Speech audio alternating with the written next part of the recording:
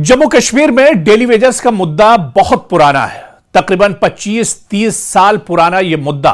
Daily wages दरअसल जो नौकरी है वो एक तरह से मुस्तकिल नौकरी नहीं होती है और कुछ दिन के लिए लोगों को नौकरी दी जाती है जो बेरोजगार होते हैं, लेकिन फिर देखते देखते 2 साल, 4 साल, 5 साल, 10 साल और 30 साल तक बाज लोगों के गुजर गए हैं और उनकी नौकरी मुस्तकिल नहीं हुई या उनकी नौकरी पक्की नहीं हुई है और इसी वजह से लोगों में नाराजगी है। आप देखिए कि जब जब इससे पहले भी असेंबली के सेशन होते रहे, लोग अपनी आवाज उठाते रहे हैं, सरकारें आती रही हैं, वादे होते रहे हैं, लेकिन वादे वफा नहीं हुए हैं।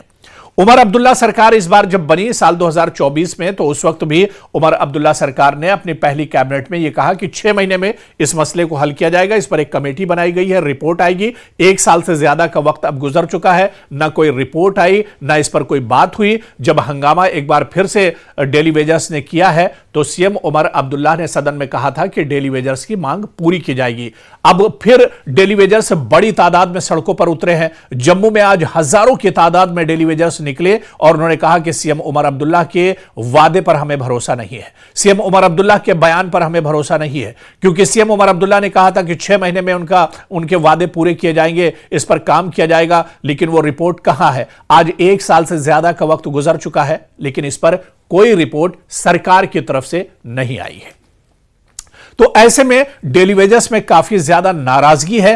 क्या कुछ डेली वेजर्स को कहना है, क्या कुछ उनकी मांगे हैं और सीएम उमर अब्दुल्ला के बयान के बाद ये डेली वेजर्स क्या कुछ एक तरह से महसूस करते हैं, उमर अब्दुल्ला के बयान पर से इन्हें कितनी उम्मीदें हैं, कुछ डेली वेजर्स के बयान भी हम आपको सुनवा रहे हैं। जम्मू कश्मीर के अंदर अब्दुल्ला परिवार ने और मुफ्ती परिवार ने बहुत ज्यादती की है।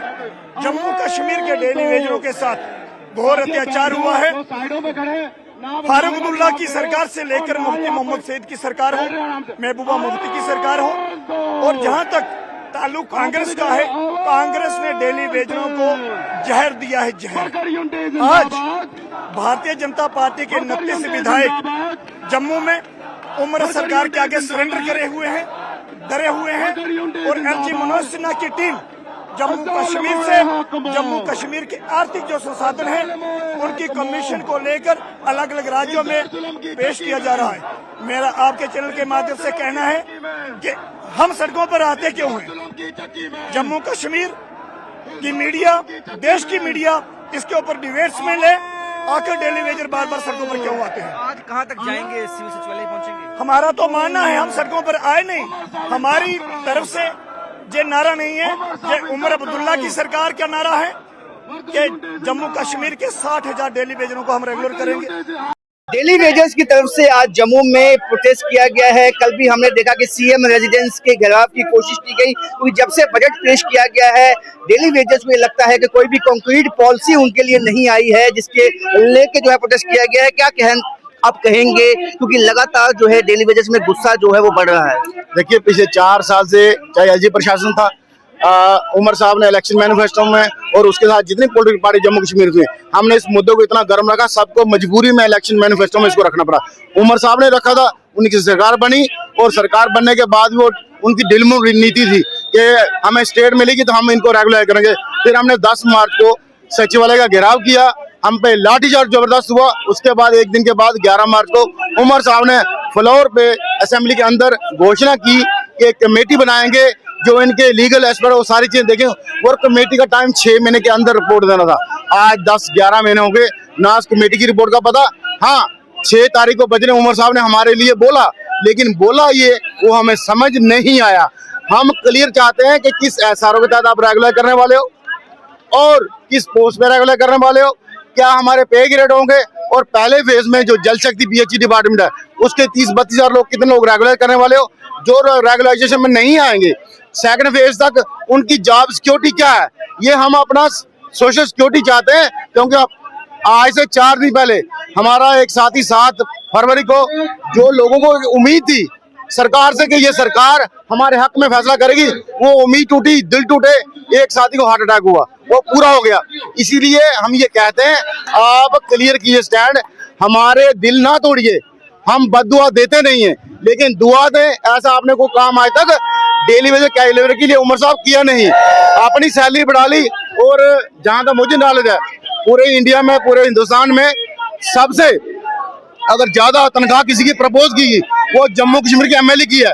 तो साथियों आप ये देख लीजिए कि ये दोहरा चरित्र है।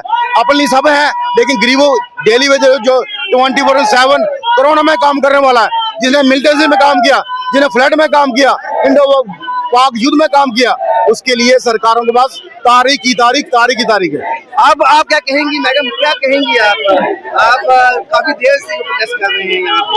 हमें 4 साल हो गए ये प्रोटेस्ट लगातार करते हुए, आज तो कोई सुनवाई नहीं। जो भी सरकार आती है अपना काम निकालते, अपना टाइम निकालती, चलती। ये लोग सिंगल बंदा, एक बंदा जो अपने ताज के खातिर भटका हुआ है, ये कहता है मैं सीएम बनूं, वो कहता है मैं सीएम बनूं। हम देखो 60,000 बंदा इधर परेशान हो रहा है, गवर्नमेंट अभी तक कुछ क्यों नहीं कर रहा है। उमर साहब ने बोला था मैं करूंगा कुछ, जब मार्च 10 में हमारा प्रोटेस्ट था तब हमारे कुछ बंदों पे भाइयों पे लाठीचार्ज हुआ, तब उमर साहब ने या तो जल्दबाजी में या परेशानी में आके हमें एक उम्मीद जताई थी कि हम एक मीटिंग करेंगे। कब तक आपका ये प्रोटेस्ट चलेगा? जब तक हमें रेगुलेशन पास नहीं मिलती तब तक हमारी वापसी नहीं, तब तक तो जब तक नियमित नहीं किया जाता इन डेली वेजेस को, तब तक इनका प्रोटेस्ट यूं ही चलता रहेगा। राजन वैद, न्यूज़ 18 जम्मू।